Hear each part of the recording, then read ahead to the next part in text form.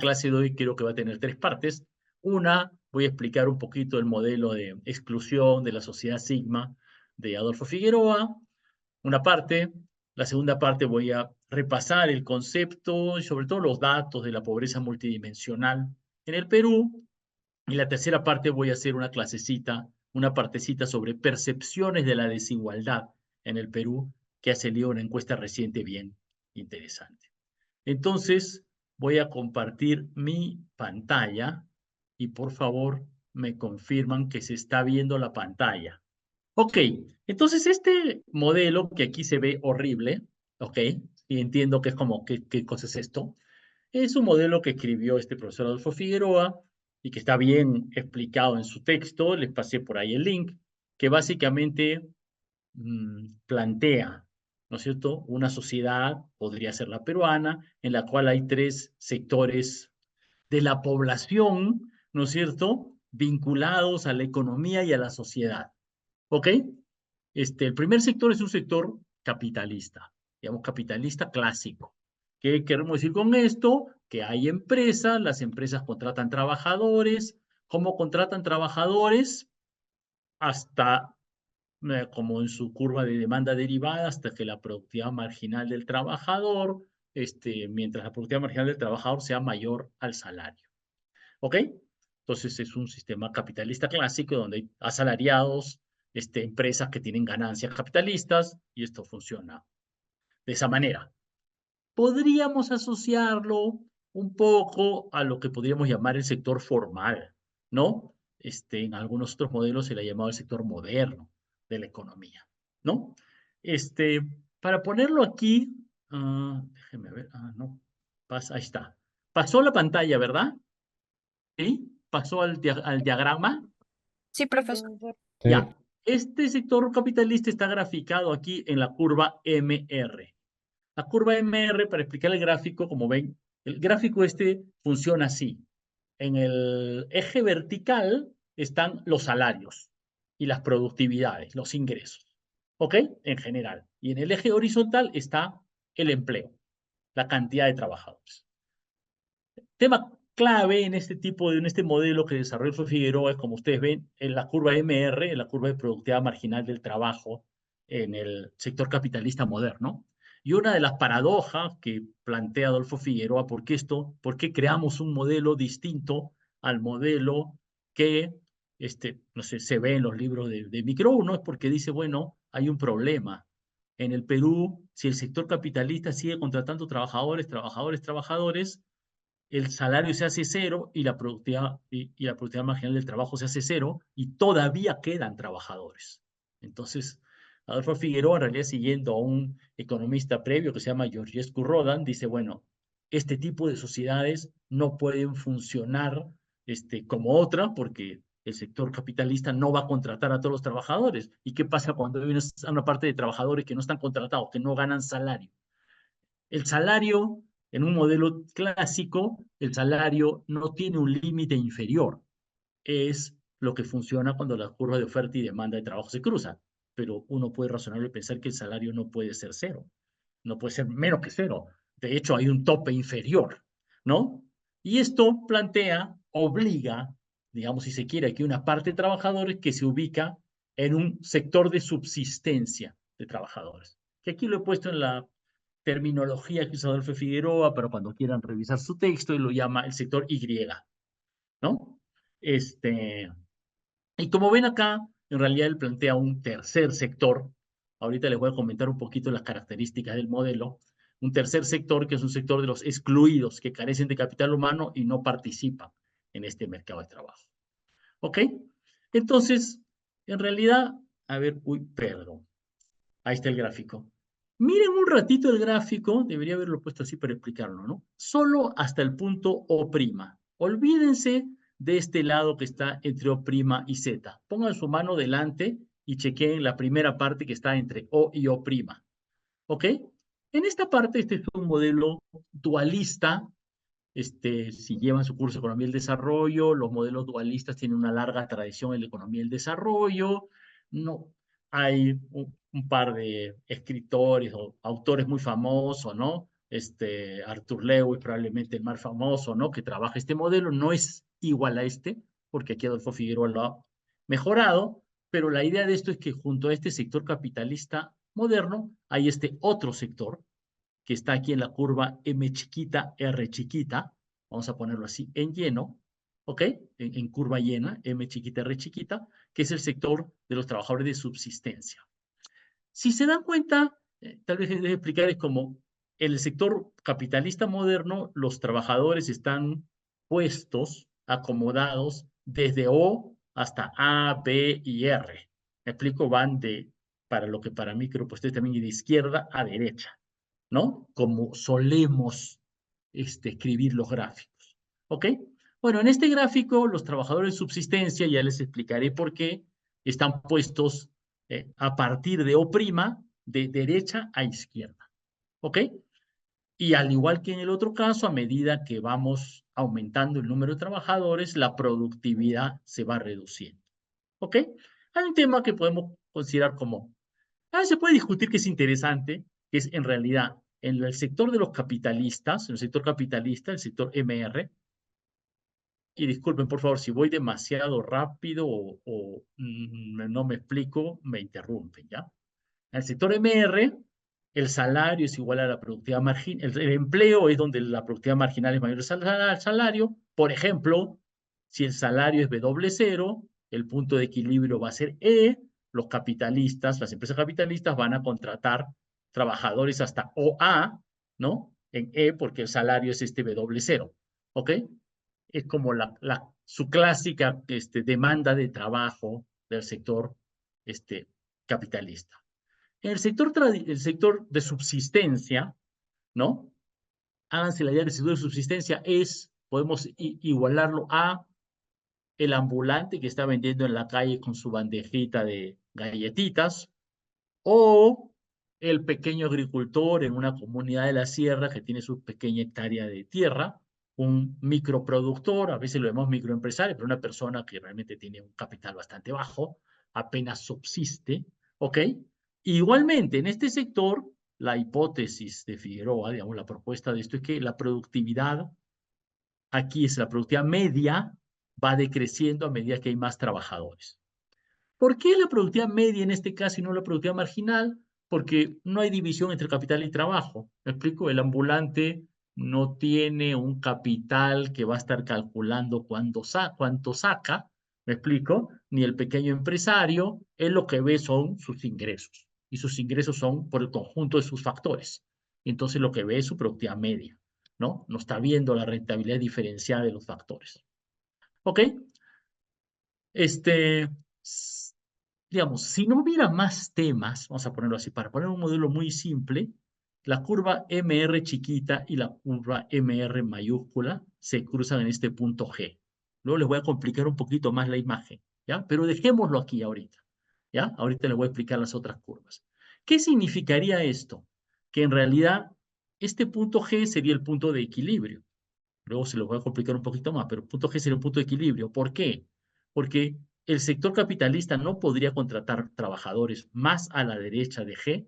¿Por qué? Porque en el punto, digamos aquí a la altura de B, ¿no? Lo que paga, o mejor dicho, en realidad la productividad marginal del trabajo en el sector capitalista es menor que lo que gana el ambulante o el campesino en el punto F. Entonces, si es menor, el ambulante o el campesino no se va a ir a trabajar en la empresa capitalista moderna. ¿Me explico? Prefiere trabajar de ambulante o campesino. ¿Ok? En el punto G, en una mirada simple, ¿ok? Sería el punto en el cual la productividad marginal del trabajo en el sector moderno sería igual a la productividad media en el sector de subsistencia y por lo tanto los trabajadores están en equilibrio. ¿Ok? No le convendría a un trabajador pasarse de un lado al otro. ¿Ok? ¿Por qué la productividad, dicho paso, por qué la productividad media en el sector de subsistencia sería decreciente? Bueno, uno puede verlo de dos maneras, en realidad, ¿no? Yo lo veo de dos maneras, ¿no? Pensando en los ambulantes. Bueno, si hay más ambulantes en la calle de Lima, hay un cierto problema, que es que si hay el doble de ambulantes, no van a vender el doble. Si hay el doble de lavadores de carro, no van a lavar el doble. ¿Ok? A medida que añades fuerza de ventas, la capacidad de tu fuerza de ventas se va reduciendo. En las zonas agrícolas uno puede pensar que a medida que vas añadiendo trabajo, hay un mecanismo estilo ricardiano en el cual las tierras que se van aprovechando son cada vez de menor productividad o de mayor costo de transporte y están más lejos. ¿Ok? Entonces, este sería el equilibrio. Este es un modelo como dualista clásico interesante. Añado un poquito de complicación en este modelo. Todavía estamos en el modelo dualista clásico solo hasta O', de O a O', ¿ok? Olvídense del padecito de la derecha. Los argumentos, digamos, ¿no? La argumentación que establece desde Arthur Lewis y Figueroa dice, bueno, pero en realidad este, alguien que está como campesino en una localidad en la sierra, mudarse a trabajar en la costa, como, ¿no? O en la ciudad como obrero, no sé, de limpieza, se me ocurre, o textil, implica un costo de transporte, de vivienda, no le gusta tanto, está acostumbrado a su vida, por lo tanto, no aceptaría el mismo sueldo, quiere un sueldo mayor. MR sería la curva de la productividad media de estos trabajadores, M chiquita R, ¿no? Sería la curva de productividad media de estos trabajadores, pero M asterisco, R asterisco sería su salario de reserva, vamos a ponerlo así. El salario al cual ellos estarían dispuestos a pasarse al otro lado, ¿ok? Porque es lo que ganan más un plus, ¿no? Siendo campesino esté ganando, no sé, 500 soles mensuales, es poquísimo, pero aquí no me gusta tanto irme a la ciudad, por 500 no me voy, por 1000 sí, ¿ok? Es un extra. ¿Cuánto es este extra? Depende pues de la preferencia de los trabajadores, de las personas, ¿no? Y en ese sentido el equilibrio ya no estaría en G grande, sino estaría en G chiquita. ¿Ok? Y este argumento lo hace, como le digo, también en los modelos dualistas clásicos, ¿no? A mí me parece este modelo, me gusta como modelo, me parece interesante porque me parece que explica bastante y tiene un par de elementos como potentes que podemos discutir ahorita en esta parte dualista, ¿no? Lo primero es que, ojo, esta curva MR, siendo la curva de productividad media con un plus, la M asterisco R asterisco como un plus, también funciona como la curva de oferta de trabajo para el sector capitalista moderno. ¿Qué quiero decir con esto? Que en sus modelos de micro 1 más básicos del mercado de trabajo, la oferta de trabajo está dada por un equilibrio ocio-trabajo, ocio-esfuerzo, ¿no? La gente escoge entre trabajar o no trabajar, porque si el sueldo es muy poco, ya no le conviene trabajar y se dedica al ocio. Eso como es un modelo como, bueno, interesante, pero uno pensaría en el Perú la gente no puede estar en ocio, me explico, ¿no? Y de hecho hay toda una discusión adicional sobre el desempleo, pero en general el desempleo en el Perú es muy bajo, es mucho bajo que en otros países porque no, nadie ¿no? Una visión de esto es que nadie puede darse el lujo de estar desempleado, ¿correcto? Entonces, ese modelo no funciona tanto, digamos, ¿no? Parece un poco irrazonable, ¿no? Y de hecho, las cifras de desempleo en Perú son muy bajas. No nos funciona mucho para explicar el mercado de trabajo. De hecho, luego veremos, no sé si veremos, pero en los modelos macroeconómicos internacionales, el desempleo es una variable importantísima para ver en Estados Unidos para el ciclo macroeconómico, en el Perú es irrelevante el desempleo. ¿Qué es lo que reemplaza? ¿No es cierto? Si ese no es el factor que determina la oferta de trabajo, ¿cuál es el factor que determina la oferta de trabajo para el sector capitalista en el Perú? Esta curva M asterisco R asterisco. El salario de reserva del sector de subsistencia. Interesante. Me parece a mí. ¿Ok? A mí me parece interesante. Me parece que es una explicación que me hace más sentido. ¿Ok? Este grafiquito voy a insistir en esta primera parte del gráfico dualista porque es importante. Luego voy a añadir el otro que es un plus que se explica fácil con la primera parte, creo yo. Esta primera parte permite, vamos a poner así, este modelo conecta lo que muchas veces llamamos el sector formal y el sector informal, o el sector capitalista y el sector de baja productividad, como veremos adelante, los conecta a través del mercado de trabajo. No da pie. Hay otros modelos y otras vinculaciones entre estos dos sectores a través del mercado de bienes, de tecnologías y otros. Pero dejemos eso por el lado. Este es un buen modelo, es bien explicativo, creo que es bien potente, ¿no? Funciona mucho, ¿no? Una de las cosas que dice el modelo de espacio es que hay una conexión entre los dos mercados, entre el sector formal y el sector informal, no por el lado de bienes, no por el lado de la producción, no por el lado de crédito, sino por el mercado de trabajo. Sí, imagínense, esta curva MR, y esto es lo que te dicen los modelos clásicos, dualistas muy clásicos, se mueve hacia la derecha, ¿ok? Se desplaza a la derecha. Si se quiere, hay crecimiento económico, hay más capital, y esta curva MR se mueve toda a la derecha, ¿no? Entonces, ¿qué va a pasar? Va a empujar los salarios al alza de los dos sectores. Esto es interesante. ¿Me explico? No están desvinculados los dos sectores, porque al moverse la curva MR hacia la derecha, este punto G de equilibrio va a estar más para arriba, ¿no? ¿Por qué? Porque, bueno, la productividad marginal del trabajo ha subido, la demanda de trabajo ha subido, la nueva productividad marginal del trabajo permite contratar más trabajadores, pero eso implica sacar trabajadores del sector de subsistencia, y al sacar trabajadores del sector de subsistencia, vamos a ponerlo así, sacamos vendedores ambulantes de la calle y los que quedan pueden vender más, ¿no es cierto? Sacamos campesinos, salen campesinos de las tierras más pobres y se van, ¿no es cierto? Y se van a la ciudad y quedan las tierras, no sé, más productivas o con una intensidad trabajo tierra menor, de tal manera que la productividad es más alta. Esta es una hipótesis interesante, poco explorada, curiosamente poco explorada en el Perú, porque si recuerdan, una de las cosas que vimos en los hechos estilizados de la pobreza y se ve con los ingresos es que en los últimos años la pobreza rural ha caído. Y uno puede discutir un poquito por qué la pobreza rural ha caído. Hay varias razones, esto es más complejo que esto, pero una posibilidad, vamos a ponerlo así, una hipótesis interesante es, bueno, porque la gente del campo se ha trasladado a las ciudades o se ha trasladado a la agroexportación en la costa, hay menos gente en Huancavelica, este es un dato estadístico fáctico, hay menos gente en Huancavelica, y como hay menos gente en Huancavelica, posiblemente la productividad media de sus tierras ha subido y sus ingresos son mayores. No hay suficiente evidencia como para decirles que esta hipótesis está demostrada, ¿ok? Pero es una hipótesis interesante, me parece a mí, ¿ok? Es una hipótesis simpática. El segundo elemento que permite ver este grafiquito, si se quiere, es, bueno, ¿qué pasa si es que, por ejemplo, aumenta la productividad en el sector capitalista moderno? Lo veremos la próxima vez en el sector MR, pero en realidad lo que pasa es que sube la productividad en la parte entre OA, ¿no es cierto?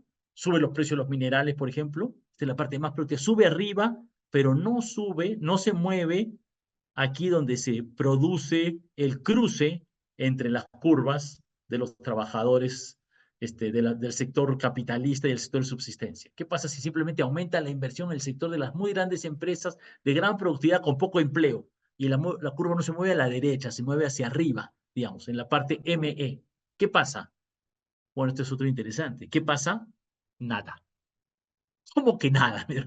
O sea, hay un montón de inversión, empresas que invierten en más tecnología y son más productivas, pero no contratan más trabajadores. Entonces, eso no pasa nada en el mercado de trabajo.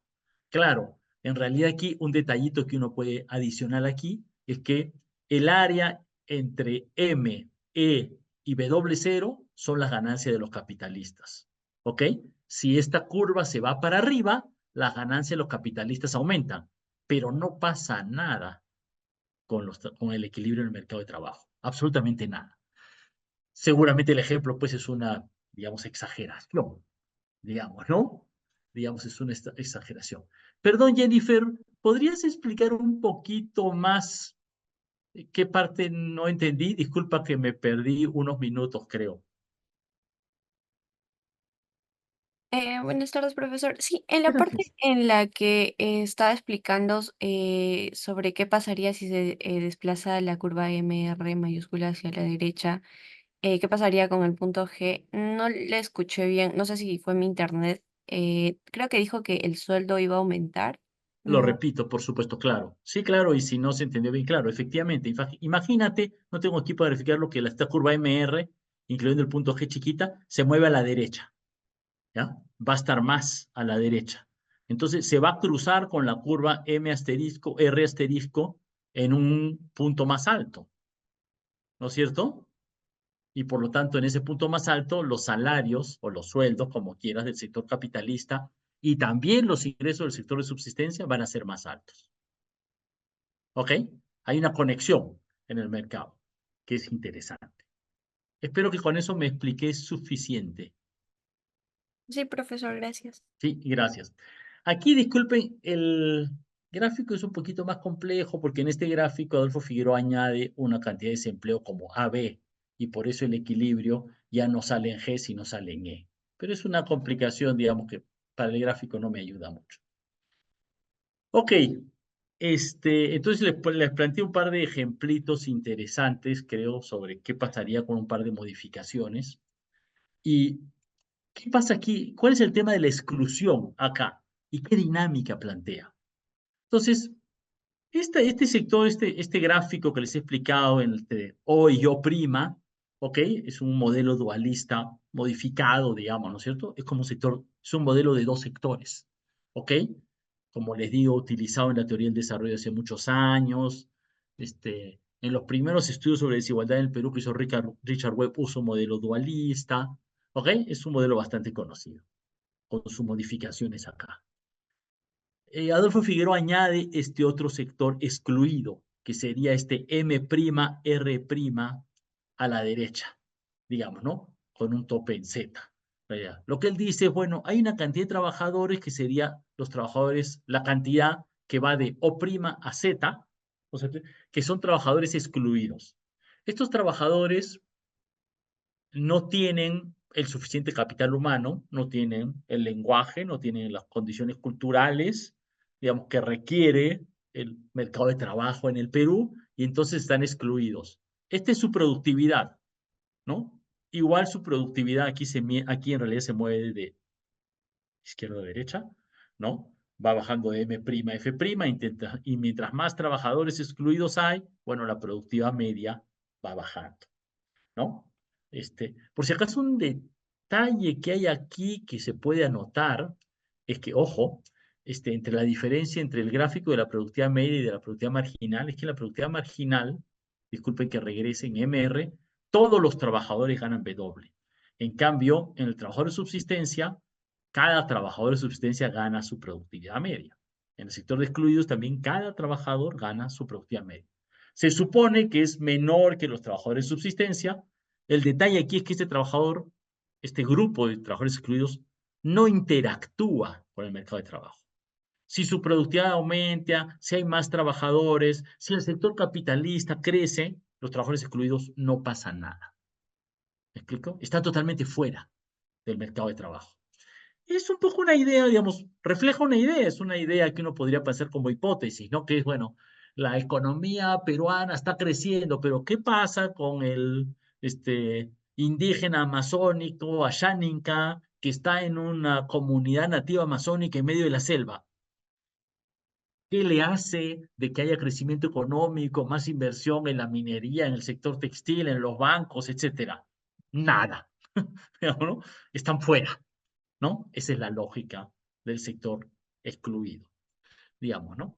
A mí lo que me parece, entonces, es bien fácil incluirlo en el modelo, simplemente es casi como que no estuvieran en el país, ¿no? Y mientras más hay, los últimos tienen una productividad menor, ¿no? Explico dos cositas adicionales sobre esto, porque como les comenté, en realidad este modelo sugiere un equilibrio general y Adolfo Figueroa sugiere que este es un equilibrio general, por lo tanto, se reproduce como tal periodo tras periodo, ¿no? La sociedad se queda ahí, ¿no? Pero uno puede pensar en realidad en los modelos de que hay una inversión, la inversión avanza el sector capitalista y el sector capitalista va a ir avanzando a la derecha, aumentando los salarios, afectando el sector de subsistencia, pero no el sector de los excluidos, ¿no? Hasta que esto se resuelva, digamos, ¿no? En realidad yo creo que ese efecto, si uno ve las cifras de sector formal e informal, que discutiremos la próxima clase, parece haber funcionado poco. El sector informal sigue siendo el 75% de la población peruana luego de, no sé, 40, 50 años. No parece modificarse. Pero lo que sí me parece que se ha modificado, lo sugerí un poco por varias visiones sociales del Perú, digamos, es que parte de estos sectores excluidos sí han ido incorporando capital humano y sí han ido pasando en realidad del sector O'Z al sector O'A. ¿Qué diferencia los excluidos que están en O'Z de los que están en O'O? no es la productividad, no es el tema económico, sino es su capital humano. Pero si a lo largo del tiempo este sector de excluidos va adquiriendo capital humano, los niños van yendo al colegio, entonces pueden, en realidad en la práctica se están incluyendo, van pasando al sector de subsistencia. Y el sector de subsistencia es un sector definido productivamente. Los trabajadores pueden pasar en este modelo libremente, digamos libremente, pueden pasar del sector de subsistencia al sector capitalista moderno si hay empleo, si consiguen chamba, pero pueden, ¿ok? Entonces, de alguna manera, lo que ha pasado en la historia del Perú, creo yo, es que este sector excluido se ha ido achicando, ¿no? Hace 60 años probablemente era pues el 50-60% de la población, hace 20 años posiblemente era el 15-20% de la población, yo creo que ahorita es un sector minoritario y entonces eso ha ido incluyéndose en el sector dentro del mercado de trabajo. Ahora, esto tiene dos efectos en realidad.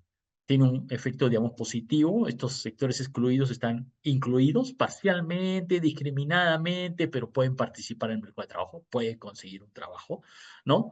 Y posiblemente, pues, esto ha mejorado su condición.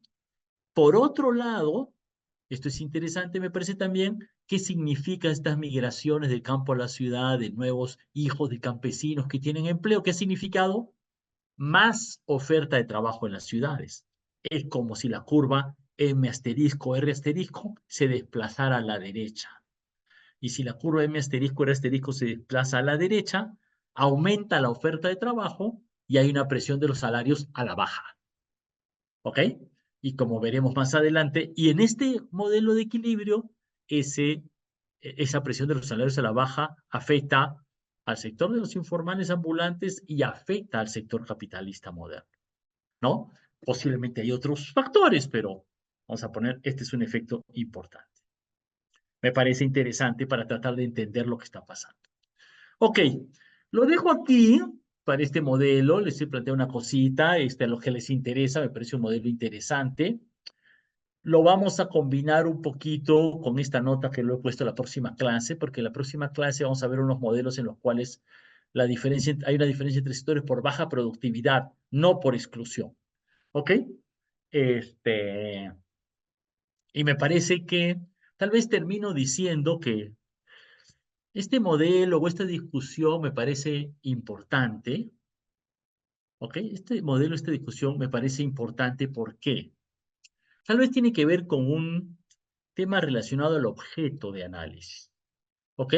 Y tal vez, disculpe que aquí pongo algo como de mi cosecha, digamos, pero pienso como al comienzo, como dije al comienzo, como no es importante, no es lo más importante para los economistas peruanos cómo se define el ingreso de las familias peruanas y sobre todo de los más pobres. No debería ser nuestra preocupación intelectual, profesional, analítica, investigativa, ya que somos economistas, el ingreso, pero no particularmente, sí, pero digamos, de las mayorías, de los más pobres, no debería preocuparnos particularmente cómo es el ingreso de los trabajadores. Y si hablamos del ingreso de los trabajadores, bueno, los trabajadores, todos ellos, ¿no? El obrero, el empleado, el campesino, el ambulante. ¿Cómo se define sus ingresos en el Perú? Porque en la discusión de cómo se definen sus ingresos está la definición, o sea, está detrás el pensamiento de un poquito de cómo podemos mejorarlo, ¿no? Tenemos que entenderlo para poder mejorarlo, ¿no? Y es una gran discusión que tendremos un poco la próxima semana. ¿Ok? En este tema hay un tema bien interesante de cómo se relacionan y qué determina la relación, ¿no? Y cómo el crecimiento económico de quiénes y cómo en el Perú puede afectar los ingresos de la mayoría. ¿Ok? Y eso lo vamos a seguir discutiendo en la próxima clase. Entonces, esta es la primera parte de la clase. Como les comenté, bueno, voy a poner aquí la grabación y también puse un videíto explicando eso y también puse el texto del modelo si lo quieren desarrollar y si les interesa, lo podemos analizar con más profundidad. Creo yo que es un modelo bastante interesante que desde luego, como muchos modelos, uno puede decir, pero le falta tal, tal, tal, tal, tal. Uno lo puede discutir mucho más, ¿no? Ok, si hay comentarios, preguntas, opiniones, Espero haber respondido bien y explicado bien la pregunta, que es un tema que parece que no se escuchó o no expliqué bien. Muchas gracias, Jennifer, me parece fue por hacerme notar ese detalle, ¿no? Esa omisión. Bueno, si no hay más, no sé, comentarios ahorita sobre esta parte, sé que el tema es un poquito, tiene su complejidad el modelo, pero como digo, a mí es de mis preferidos. Me parece que es bien interesante, que ayuda mucho a entender el Perú en su profundidad. Eh, Como le dije, traía dos temas y les voy a plantear el segundo tema de esta clase. Tenemos como una clase un poquito popurrí, un poquito con tres temitas. Y el segundo tema que les quería explicar en esta clase es el tema de pobreza multidimensional. Este, bueno, aquí, perdonen un ratito. Y a ver, espero que ahí se esté viendo la pantalla. Pequeña, yo trato de no discutir mucho los temas conceptuales en clase, los paso un poco rápido porque si no me demoro mucho la clase, ¿no? En las partes teóricas, ¿no? Pero una discusión importante en los últimos años respecto de este tema, ¿no? Mucho se ha puesto énfasis y en el Perú siempre la cifra que seguimos siempre es la pobreza monetaria. Y la pobreza se refiere a, es una medida de dinero, cuánta plata tiene la gente y con esa plata si puede comprar o no una cantidad básica de bienes. ¿Ok? Pero la discusión que ha habido en el mundo ya hace, ocha, no sé, como 40 años, en realidad, que eh, con varias entradas, pero luego tuvo mucha importancia el premio Nobel a Amartya Sen, es, miren, esto es importante, no digo que no, pero esto no es el fondo del tema porque puedes tener plata, pero estar mal de salud. Puedes tener plata, pero no tener educación. Puedes tener plata, pero no ha llegado el agua potable a tu pueblo. Entonces hay una serie de otros elementos que tienen que ver con la calidad de vida muy críticos, ¿ok? Y que deben incorporarse. Y esto se ha terminado llamando el tema de la pobreza multidimensional, asociado a un enfoque de pobreza que se llama el enfoque del desarrollo humano, capacidades humanas que popularizó Amartya Sen y que es el tema central del curso de lo que trabajan Jonathan Clausen y Nicolás Barrantes en el curso de pobreza, desigualdad y políticas sociales que los animo a que lleven. Yo dicté ese curso bastantes años. Bueno, esta es la medida que ha hecho el INEI sobre la pobreza multidimensional en Perú. Hay una medida ahorita como mundial, ¿no? Que es un poquito menos compleja. Parte de los problemas de establecer medidas internacionales es que, bueno, siempre el estándar va a lo simple, ¿no? Y aquí pueden ver esta medida de pobreza multidimensional, considera 8 dimensiones. Salud, educación, son clásicos, ahorita los veré un poquito, vivienda y servicios básicos, que les voy a presentar un poquito, y también otros temas como empleo, ahorita seguridad, ¿no? Y conectividad. ¿No? Y sobre esta base hoy se mezclan todos estos indicadores, hay una metodología que no les voy a detallar, como digo, que lo resume todo en una medida, ¿no? El INEI no la saca oficialmente, no entiendo muy bien por qué, pero Jonathan Clausen ha sacado varios estudios sobre esto y hay una iniciativa mundial que saca medidas de pobreza multidimensional, con indicadores más sencillos que eso. Pero más allá que la idea de, porque esto se puede como resumir en un solo dato. ¿Me explico? Yo sumo todo esto y digo que pongo unos topes, me explico, unos mínimos, ¿no? Si no tienes atención de salud básica, eres pobre, si no tienes educación primaria, eres pobre, se ponen unos estándares, se le pone unos mínimos y sobre esa base se establece que una persona es pobre o no es pobre. ¿Ok? Como les digo, no voy a detallar la metodología, digamos, ¿no? El INEI la ha hecho, hay una metodología internacional. Pero a mí más interesante que la metodología del resumen, me parece la metodología de las dimensiones, o para mejor dicho, me parece más interesante mostrar algunas dimensiones, digamos, de pobreza, si se quiere en términos más generales, de carencia social, ¿no es cierto?, de condiciones de vida inadecuadas para una buena parte de la población que me parece que son importantes, ¿no? En diapositiva que ven aquí están como todos con sus estadísticas, digamos, ¿no? Pero bueno, voy a plantearles algunas como las más importantes, ¿no? Una que me parece a mí clave es falta de atención médica. Esto, ¿qué más? ¿Cómo se define esto? Según el INEI, está ahí abajito. Tuviste un problema de salud, te, te atendiste en un sitio que no era adecuado. ¿Qué quiere decir? Que mi atención fue en la farmacia. No, pues eso no es una atención de salud correcta. Y no buscaste atención por una razón que no era. No, hay alguna gente que dice que le preguntan en la encuesta, ¿tuviste problemas? Sí, tuviste problemas de salud, sí, pero no era grave. No, no hacía falta. Y a eso no los consideramos como carentes. ¿Me explico? Aquí es alguien que dice, yo sí quería, ¿no? Lo que pasa es que era muy caro, era muy mala, había mucha cola, mi trabajo no me dejaba, qué sé yo, digamos, ¿no? La encuesta es interesante en esto, ¿ah? A mí me gusta mucho el tema de salud y este es un tema por analizar bastante, ¿no? Bueno, aquí ustedes pueden ver cómo la falta de atención de salud, digamos, ¿no es cierto? La población que le falta atención de salud, curiosamente, se redujo un poco en el 2020 y 2021, o sea, los años de pandemia, ¿no? Y luego ha saltado nuevamente. Digo, curiosamente, los años de pandemia, porque en realidad lo que pasó en la pandemia es que había mucho, o sea, había cierta atención por el COVID, pero un montón de gente que tenía otros problemas de salud, los servicios de salud estaban cerrados. Entonces me llama la atención que la encuesta se muestra para abajo, pero posiblemente tiene que ver con que esos años la gente estaba pensando en el COVID y otros problemas los dejábamos de lado. Pero aquí, 32% sin atención médica es enorme, digamos, ¿no? Uno de cada tres peruanos que quiere atención médica no la tiene.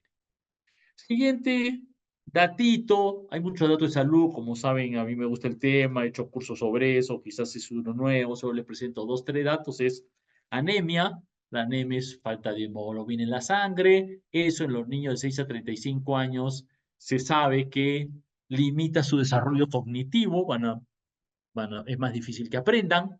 Bueno, lamentablemente la cifra en el Perú ahorita es 43,1%. Nuevamente no quiero complicarlos, esto se mide con un estándar internacional y hay una serie de modificaciones en esto que seguramente se van a aplicar en los próximos años, pero quedémonos con la idea de que la anemia en el Perú es enorme y como ven, ¿no? En los últimos años, ¿no? Es bien curioso, ¿no? Incluso el 2021, el segundo año de la pandemia, es cuando la anemia era menor, ¿no? Y ahorita ha aumentado. No sabemos muy bien por qué. Quizás los niños en casa eran mejor atendidos. Es curioso que con mucho más pobreza haya menos anemia, pero es lo que es. Los temas en salud no están tan relacionados.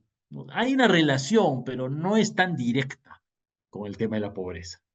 ¿No? No es tan directa. Aquí pueden ver otro dato sobre nutrición crónica, pero quería más bien pasar a de aquí. No sé si se ve bien la pantalla, ¿no? Este, a mí no me deja ver el título, ¿no? Población de 15 años y más con obesidad. Este es un tema como interesante, digamos, para mí, ¿no? A mí me parece súper interesante porque parece bien contraintuitivo, ¿no? Si hay más gente con pobreza y por lo tanto no tiene plata y por lo tanto su alimentación es mala, ¿cómo es posible que de alguna manera sea más obesa, digamos, ¿no? O sea, que tenga más sobrepeso, ¿no? Y aquí pueden ver una cierta caída hasta el 2023, muy ligera, ¿no? Pero este es un problema bastante serio, ¿no? Lamentablemente, muchas veces lo que hay es, bueno, no tienes plata, entonces se come pues ¿no? Cosas más fáciles, ¿no? Cosas más fáciles que tienen mucho carbohidrato, mucho azúcar, mucha grasa, ¿no? Que hoy en el mundo y en el Perú son baratas y muy promovidas y se comen menos verduras, ¿no? Y se da menos tiempo para una comida menos saludable, ¿no? Es un tema serio, ¿no? Y es un tema serio, es una epidemia. A mí me gusta el tema de salud, como le digo, es una epidemia y como digo, es tanto en las ciudades como en el campo. Aquí pueden ver el dato, cómo ha ido subiendo el exceso de peso y es una cifra enorme, digamos, ¿no? Es en todas partes, es una epidemia grande, es un problema de salud muy serio, digamos, ¿no? Incluso, lo paso aquí rápido, entre los niños, ¿no? entre las niñas y niños de 6 a 13 años, ¿no? El exceso de peso, que está en 38,4% para un estándar internacional muy alto, y eso pero nos hace pensar que posiblemente el futuro sea más grave. ¿Ok? Entonces dejo ahí, aquí está el dato de mortalidad infantil que es alto.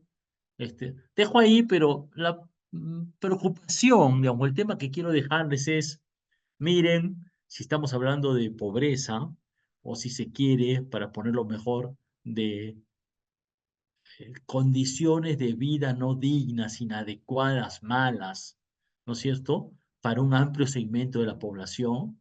Un tema es que hay la pobreza monetaria, ¿ok?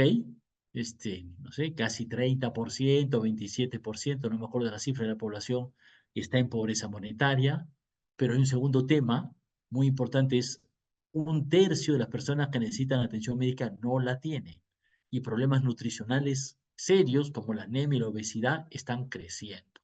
Entonces son otros problemas sociales muy graves, ¿no? Que tienen su complejidad en atenderlo, pero que reflejan unas condiciones de vida inadecuadas para muchos peruanos. Siguiente tema, educación. Algo como esto se los presenté antes, entonces voy a ir por acá. Creo que voy a avanzar un poquito. Educación inicial.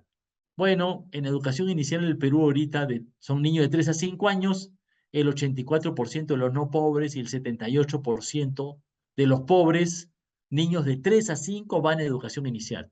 Y probablemente los que no van, si uno desagrega esto entre los de 3, los de 4, los de 5 ya casi todos van. ¿Ah?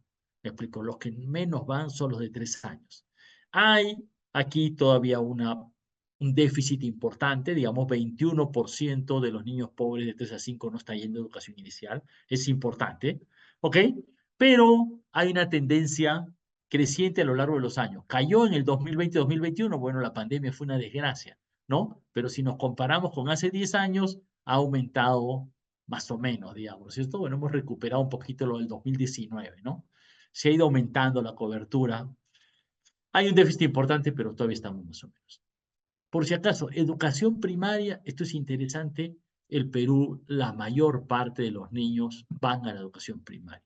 El 93% van a la educación primaria. Y la diferencia entre pobres y no pobres es mínima, ¿ok? Es mínima, ¿no?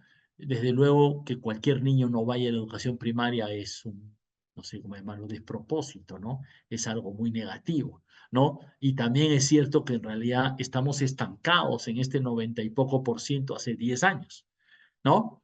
Y esto nos deja pues un déficit a futuro, o sea, no ir a la educación primaria es como lo básico, ¿no? Aquí hay un déficit, pero bueno, más del 90% va. El déficit es mayor entre la educación secundaria, ¿no? Y como ven aquí, incluso los no pobres, 86% de personas, de jóvenes, no van a educación secundaria, 83%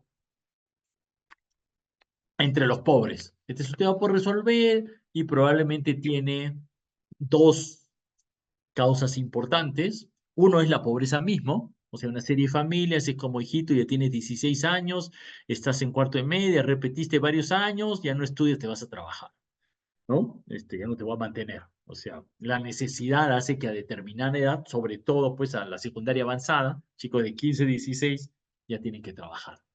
Tienen que, digamos, la familia los empuja, digamos, ¿no? Y bueno, tienen que, ¿no? Efectivamente, ¿no? Este, esa es una razón principal. En zonas rurales también todavía hay el problema en algunas zonas donde ir a la secundaria es lejos de su casa, hay sitios donde no hay una secundaria cerca, muchas familias lo resuelven mandándolo donde el primo, tratando de mudarse a la ciudad. La cobertura de la educación secundaria no es tan grande. Hay colegios primarios en el Perú en casi todas partes, ¿no? El déficit que hay acá, lamentablemente, probablemente no es porque no hay un colegio primario cerca, es por otras razones. La familia pasa por una dificultad particular, se han dividido, han migrado recientemente, tal vez el niño tiene una necesidad especial, ¿no? No es por falta de colegio, ¿no? En la educación secundaria hay un poco de eso. Tema crítico en el Perú, como les comenté, es este, ¿Cuánto se aprende en la educación? ¿No? Y aquí, pues, tema crítico, ¿cuántos niños de cuarto de primaria no tienen no alcanzan a leer bien? 67%. Entonces, hoy se piensa que el 90 y tanto por ciento va a la primaria, pero el 60% de esos que van a la primaria saben leer adecuadamente, ¿no? Lo cual es un tema crítico, ¿no? Y en matemática es todavía peor, ¿no?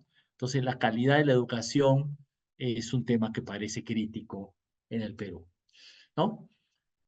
Aquí les paso, no sé, esta es como una presentación, ¿no? Condiciones de la vivienda, todavía ven aquí que hay muchas viviendas, sobre todo entre los pobres de adobe y de quincha, ¿no? Que pueden ser, pues, que no suelen ser resistentes a sismos, ¿no? Hoy, entre los pobres, 38,8% tiene piso de tierra. El piso de tierra se presta más a la contaminación y a las enfermedades. No es, no es algo bueno, digamos, ¿no? Es claramente un piso deficiente. También fíjese, hay algunos no pobres con piso de tierra, ¿no?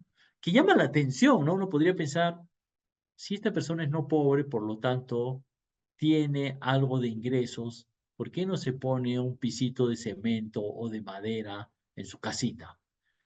Quizás la casa es muy precaria, quizás son no pobres, pero con las justas. No sé si recuerdan que hemos visto un montón de vulnerables, no les alcanza para acá, para alcanzarse al cemento. Quizás no les parece tan importante, ¿no?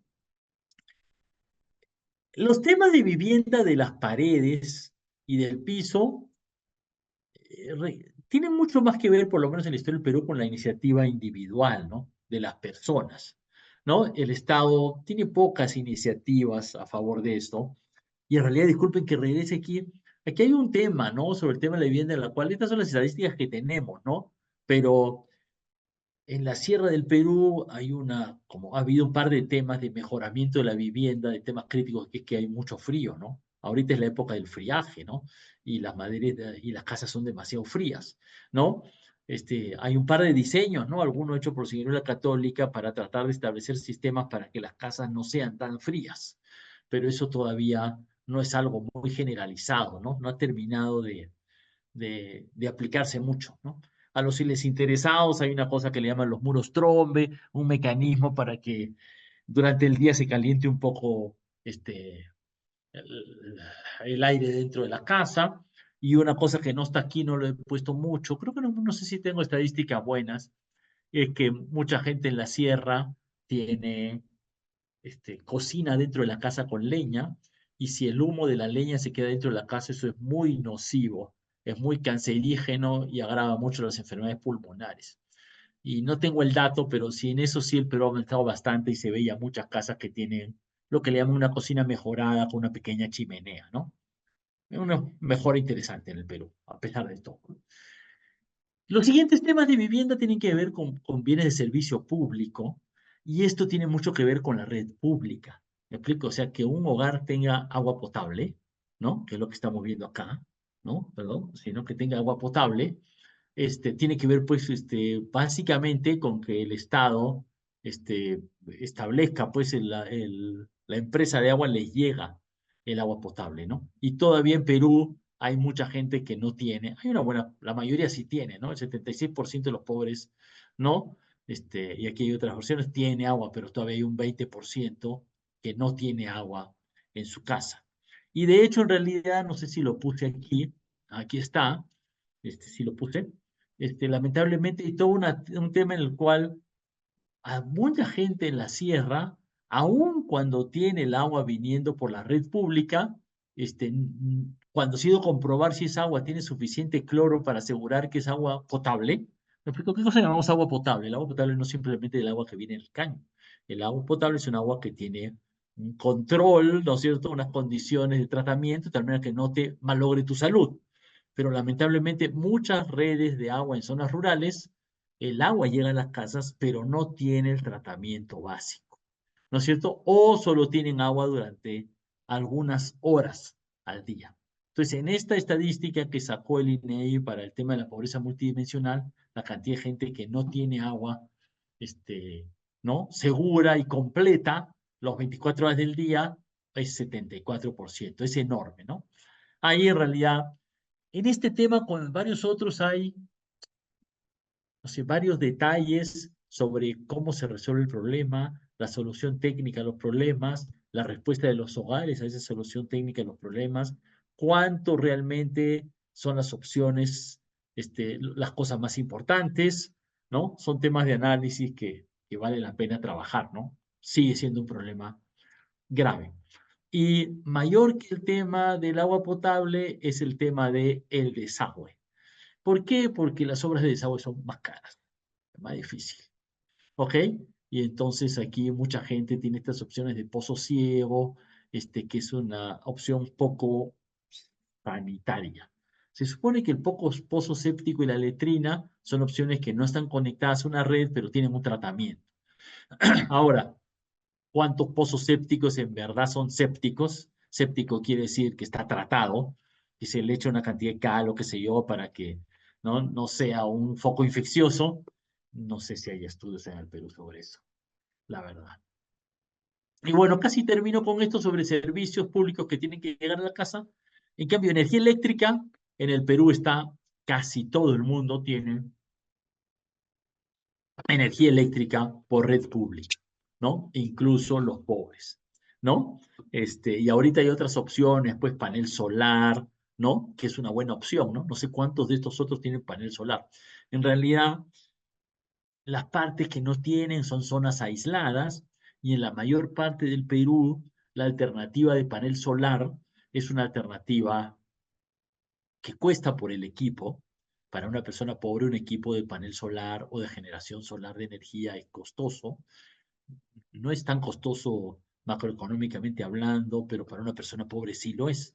Pero en el Perú hay cada vez más condiciones para eso y el Perú en general tiene buenas condiciones para energía solar.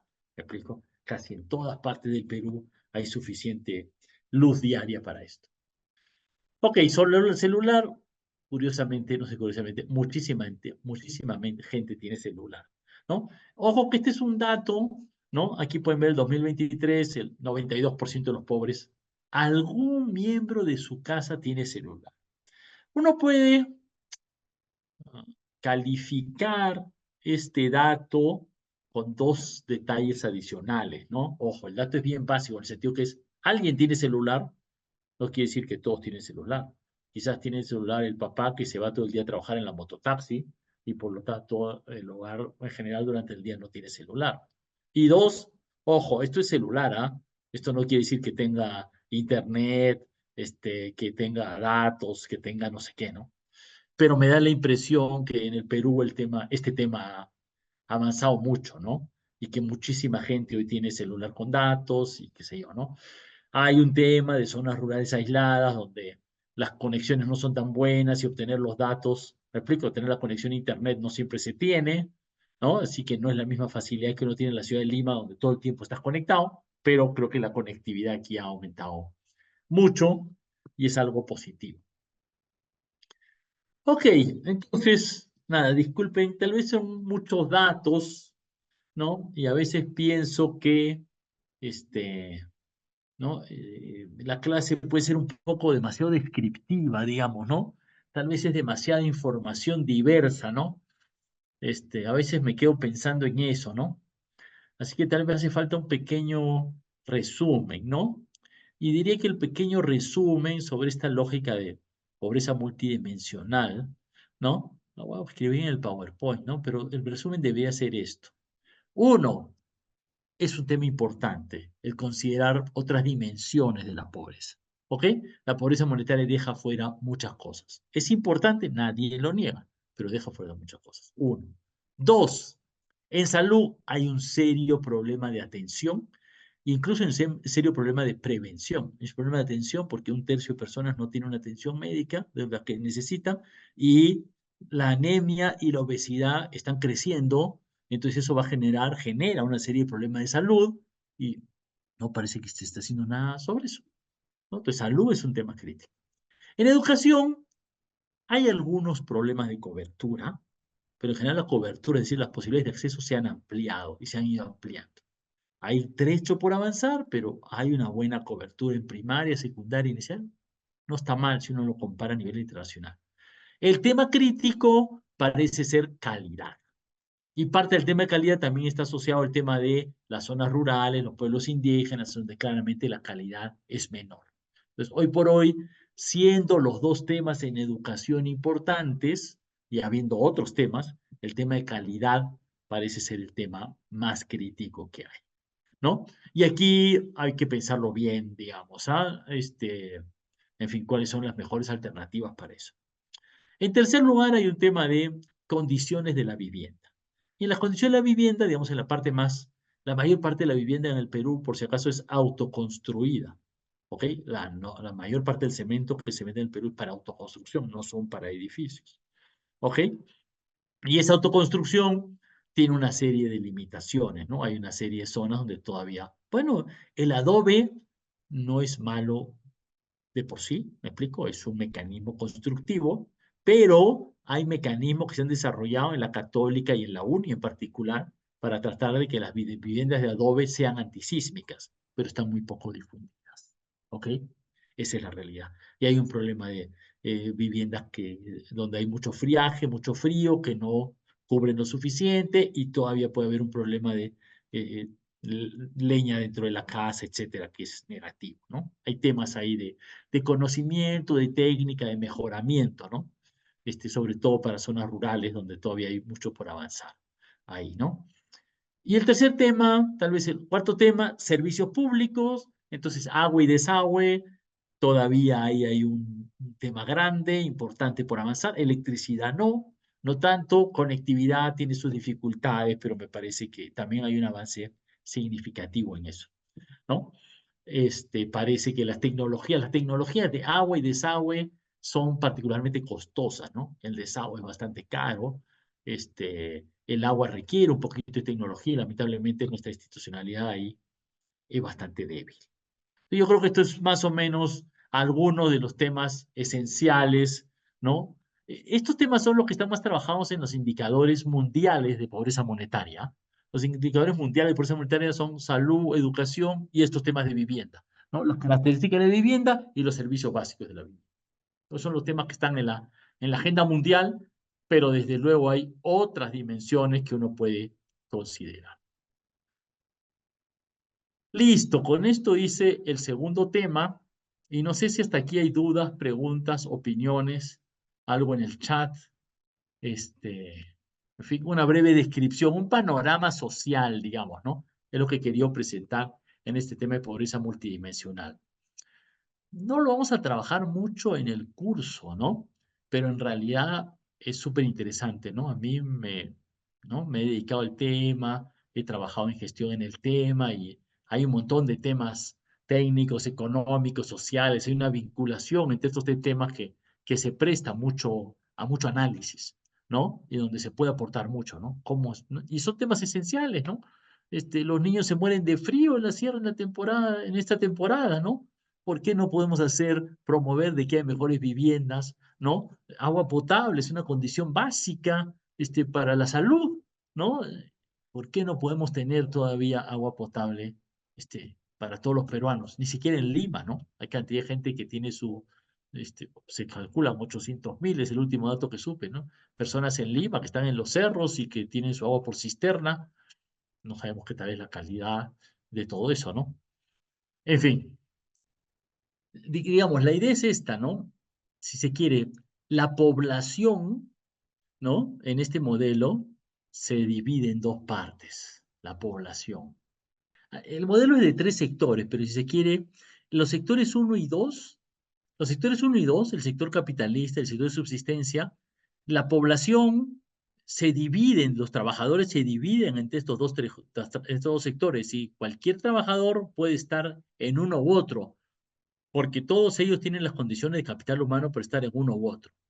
Ejemplo, un ambulante podría entrar de trabajador textil. ¿No es cierto? No sé, mototaxista podría conseguir una chamba como, no sé, um, mozo en un gran restaurante. ¿Ok? Podría pasar del sector de subsistencia al sector capitalista, de ser una especie de autoempleado, como otro taxista, a pasar a trabajar para una empresa. La población puede estar entre esos dos sectores. La diferencia entre estos dos sectores, ¿y por qué se diferencian estos dos sectores? Bueno, el tema es, ¿por qué no están todos en el sector capitalista, en el sector de grandes empresas? Porque no hay suficiente chamba.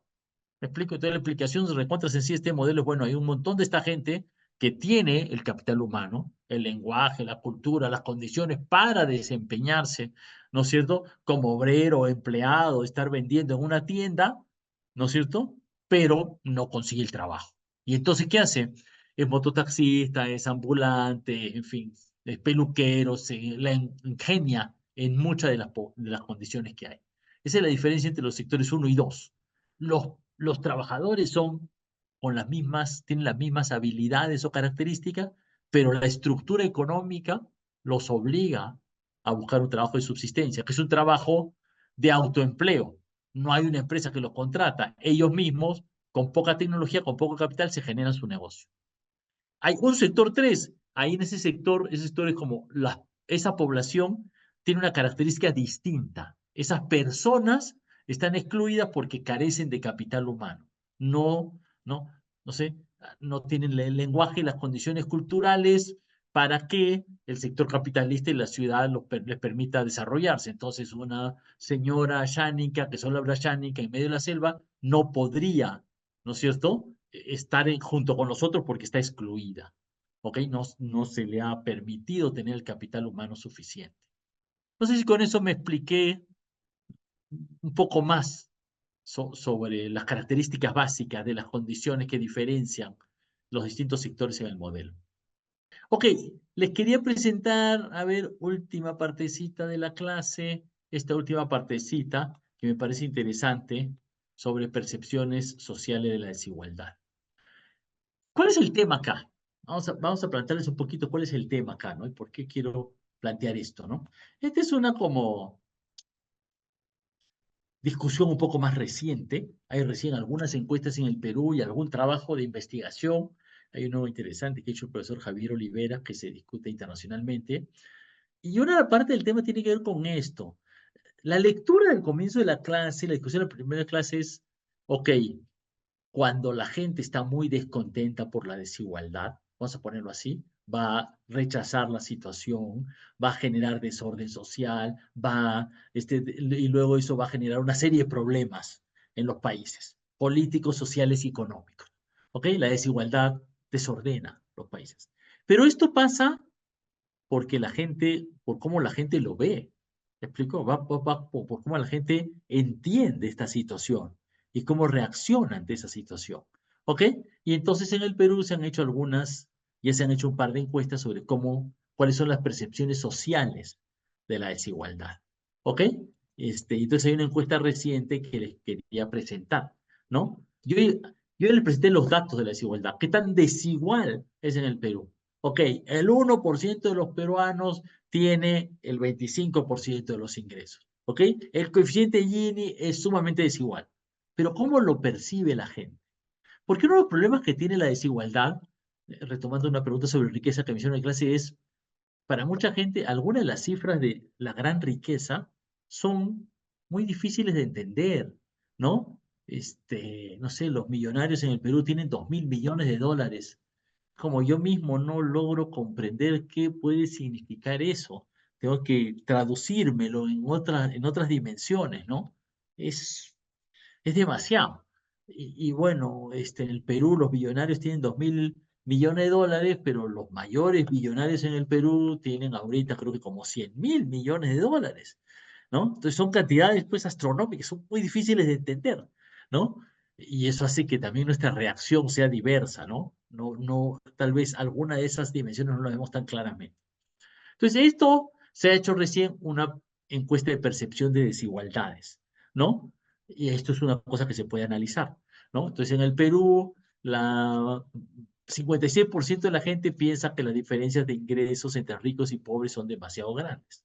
Pero ojo, entonces, bueno, esto es como casi normal. Uno diría, bueno, ¿cómo es que hay otra gente? 15% es como ni sí ni no, 27% cree que no son demasiado grandes, que bastante. Pero ojo, esto se mezcla con esto, ¿no? 50% piensa que una persona pobre que trabaja duro puede llegar a ser rica. ¿Por qué no, digamos, pensar eso, no? Pero da la idea de que hay movilidad social. El tema de movilidad social es un tema poco trabajado en el Perú, ¿no?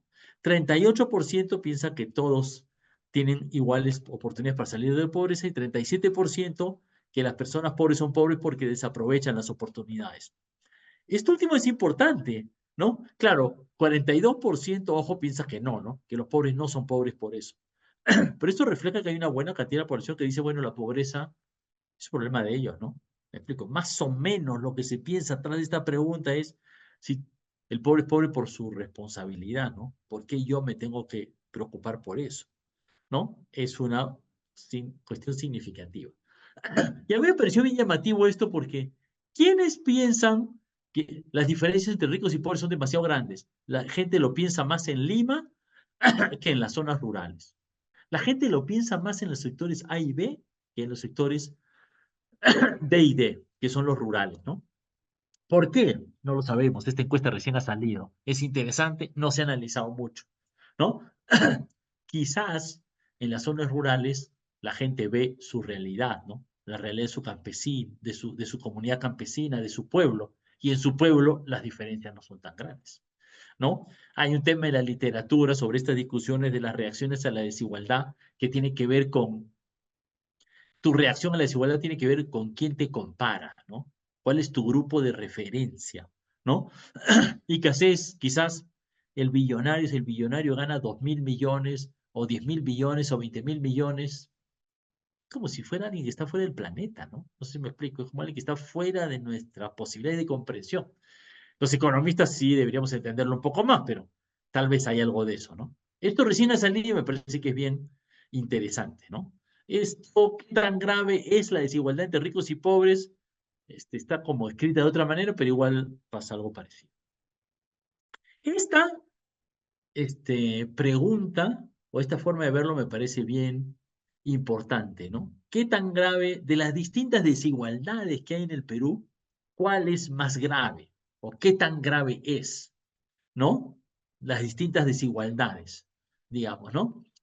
Y esto es interesante, ¿no? Yo la clase pasada les presenté como, no sé cómo decirte, un abanico, ¿no? Un caleidoscopio, ¿no? Una pintura de distintas desigualdades, ¿no? Pobres, ricos, urbanos, rurales, qué sé yo, ¿no? Y aquí ven, ¿no? Ricos y pobres es lo que la gente considera más importante, pero también ciudades y zonas rurales, Lima y el resto del país. ¿Se acuerdan que mezclé un poquito rural con regiones? Acá está, ven, ¿no? Esta desigualdad entre regiones, entre Lima y el resto, entre ciudades y zonas rurales, este trípode, ¿no? Lima, ciudades, zonas rurales, Lima, provincia, Lima, regiones, zonas rurales, parece ser muy importante para la población. Y las otras, que son un poco más individuales, o entre hombres y mujeres, entre personas LGTBIQ, entre personas blancas y no blancas, por indígena, no son tan importantes. Incluso el de etnicidad, que es bien llamativo, ¿ah? Les hago notar de que la segunda lectura que leyeron, la de Rosemary Thorpe y Marisa Paredes, marca mucho esta diferencia, ¿no? Lo que pasa es que tal vez la diferencia entre los pueblos indígenas se subsume, se ve, la gente lo siente, no como soy distinto porque soy indígena, sino es la diferencia entre Lima y la zona rural, entre Lima y el resto del país. Tal vez se ve de otra manera, tal vez, ¿ok?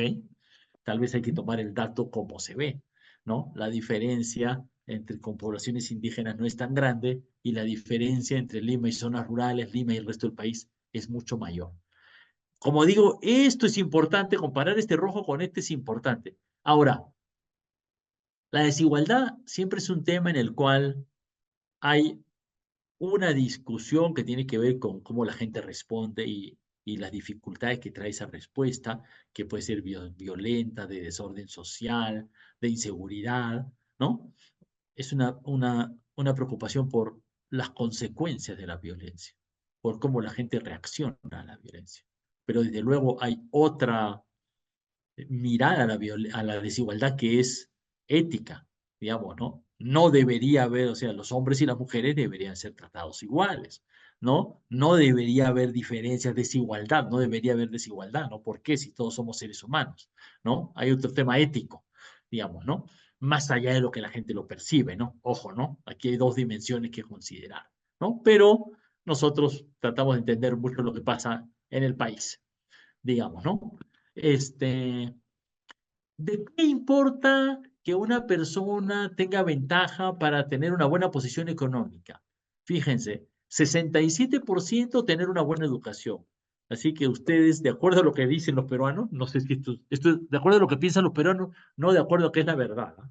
Pero de acuerdo a que los peruanos, tener buena educación, ya ustedes están teniendo una profesión en la Universidad Católica y ya están aventajados. 18% conocer a la gente adecuada. Y aquí les puedo contar que aquí hay una discusión sobre el capital social, ¿no? Y la Universidad Católica es un sitio donde se conforma capital social. No está muy estudiado, honestamente, pero lo es, ¿no? Un estudio de hace años sobre la Universidad Católica, que lamentablemente lo hizo una chica que hacía su tesis y nunca lo publicó, discutía los egresados de la Universidad Católica. Se hizo esta pregunta bien interesante. Los egresados de la Universidad Católica, los que vienen de un colegio de escala baja y los que vienen de un colegio de escala alta, ¿hay diferencias en sus ingresos? Supuestamente no por la educación, porque además controló por el CRAST y qué sé yo. Tienen el mismo nivel educativo, pero el que viene de un colegio de clase media alta tiene mejores conexiones sociales que el que viene de un colegio de clase baja. La investigación arrojó que no había diferencia en sus ingresos posteriores, lo cual no quiere decir que las conexiones no sean algo que juegue. Tal vez simplemente dice que en la universidad se hacen las conexiones, ¿no? Miren aquí, ¿ah? Claro, conocer a la gente adecuada tiene que ver con el grupo social al que perteneces, el colegio que perteneces, tiene que ver con tu clase, con venir de una familia rica, pero no es lo mismo aquí que venir de una familia rica, ¿no? Y fíjense que castellano, hombre, la gente no piensa que sean muy relevantes. Como digo, eso es lo que la gente piensa, pero es bien interesante saber lo que gente piensa, ¿no? Y aquí otras dimensiones sobre la desigualdad en la percepción de las personas. Y fíjense, justicia está en el primer lugar como muy desigual y luego salud, ¿no? Luego educación y trabajo, ¿ah? Que también la gente piensa que es muy desigual, ¿ah? O sea, que la gente sienta que en estas dimensiones hay mucha desigualdad, ¿no? Hay una percepción acá. Ojo, es bien interesante, como vimos al comienzo, en los primeros gráficos que le puse, es interesante, esta percepción de desigualdad uno diría, los más pobres, los que están más abajo, son los que tienen más percepción de desigualdad. Eh, no parece, no estoy tan seguro, habría que chequear un poco más los datos, pero no está tan claro que eso sea así, digamos, ¿no? De hecho, aquí no les mostré, pero por ejemplo, aquí por autoidentificación étnica, ¿no? ¿Quiénes creen que las diferencias entre pobres y ricos son muy grandes? La población originaria y afroperuana lo cree menos que los blancos y mestizos, ¿no? O sea que aquí hay algo para, no sé, a mí me parece que llama la atención. Bueno, esta es una comparación sobre salud. El Perú sale como de los con más desigualdad en salud en América Latina. Tal vez termino con esto, ¿no? Esta encuesta hizo esta pregunta que se ha hecho en una, no sé, treintena de países latinoamericanos en los últimos 30 años en otras encuestas. ¿Ok? Este es de la encuesta nacional de percepción de desigualdad, pero esta misma pregunta se ha hecho muchas otras veces, ¿no? Y el Perú tiene esta percepción sobre el gobierno, ¿no?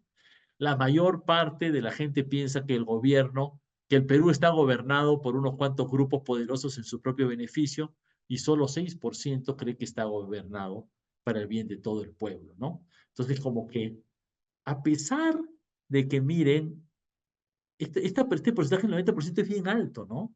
¿Cuánta gente cree que el Perú hay mucha desigualdad entre ricos y pobres? 56%. ¿Cuánta gente cree que el Perú está gobernado por unos propios poderosos propios beneficios? 90%. La distancia es llamativa, ¿no?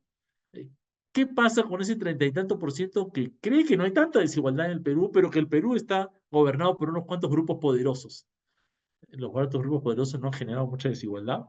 No sé, hay todo un tema de concepciones sobre eso que es interesante, ¿no? Y esto se desagrega un poquito acá y con esto termino ya por la hora, ¿no? Creo que tengo un par de temas, pero ya no. Los ricos tienen demasiada influencia en las decisiones que afectan al país, 69%. El Estado debe aplicar políticas firmes para reducir la desigualdad, 67%. Entre ricos y pobres, la desigualdad entre ricos y pobres, ¿no? El Perú está gobernado solo por Lima, la capital, y no se toma en cuenta las otras regiones, 59%, ¿no? Esta es como la diferencia regional. Fíjese, es curioso, la diferencia regional aquí es un poquito menor que la de ricos y pobres, pero el tema de la desigualdad entre ricos y pobres resalta, ¿no? Nada, esto creo que es bien interesante. Este tema, a mí me parece interesante este tema de percepciones de la desigualdad, porque nos da ideas, ¿no? Respecto de cuáles son los temas más importantes que conectan la desigualdad con la política económica y la gobernabilidad, ¿no? Más allá de la realidad, ¿no? Que está para, ¿no? Vamos a ir analizándolo, el tema de las percepciones de la gente es crítico. Bueno, hemos llegado al final de la clase, ya es bastante la hora avanzada, como les dije voy a subir la grabación luego a Paideia cuando me llegue. La próxima semana tenemos 2 clases presenciales, esta era una clase, nuestra primera clase virtual, vamos a ver cómo nos va, lo conversamos un poquito el martes, a ver cómo vamos mejorando nuestro curso y cómo vamos avanzando con los distintos temas. ¿Ok? Recuerden que el martes yo les voy a mandar un mensaje, pero hay que conformar los grupos y elegir delegado. Les voy a mandar un mensaje ahorita para insistir en eso y generar una fórmula para avanzar en eso. ¿Ok? Listo. Buenas noches y muchas gracias por su atención. Si tienen más dudas, me cuentan cómo va con los videos adicionales y los miran. Cualquier cosa adicional, por favor, me preguntan. ¿Sí? Muchas gracias.